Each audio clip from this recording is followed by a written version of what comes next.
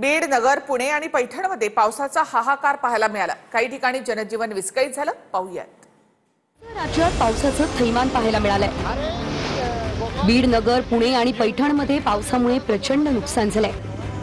नागरिकांना रेस्क्यू करण्यासाठी कमांडो पथक आणि हेलिकॉप्टरची मदत घेण्यात आली आहे।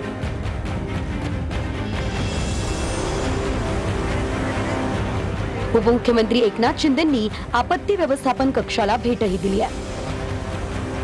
आष्टी आणि पाथर्डी तालुक्यातील 40 जणांना एअरलिफ्ट करण्याचे निर्देश दिले। हेलिकॉप्टरच्या मदतीने 4 ठिकाणच्या नागरिकांना रेस्क्यू करण्यात आलं।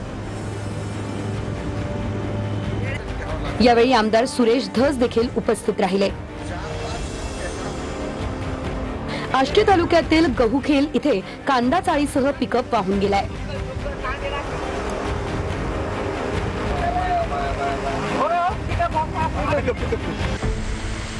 बीडच्या माजलगाव तालुक्यातील कोठाळा आणि साळेगाव मधील सरस्वती नदीला पूर आलाय। पुराच्या पाण्यातून 2 जणांचा जीवघेणा प्रवास पाहायला मिळाला।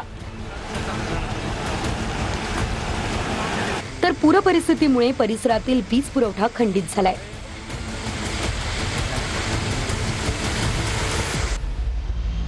बीड आणि जालन्याच्या सीमेवर असलेली गोदावरी नदी 4 दिवसांपासून ओसंडून वाहते आहे।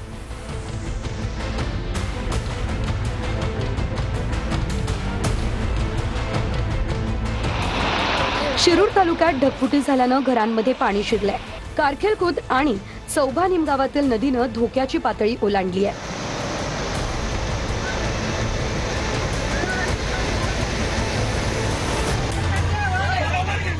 पाथर्डी तालुक्यात देखील ढगफुटी सदृश्य पावसाचं थैमान पाहायला मिळालंय। पुरात अडकलेल्या नागरिकांची जेसीबीच्या सहाय्यानं सुटका केली आहे।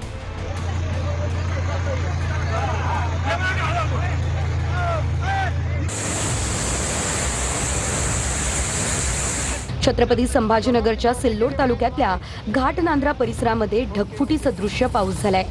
चारनेर पुलावरून पाणी वाहत आहे, तर तीनखणी परिसरातही पाणी शिरलंय।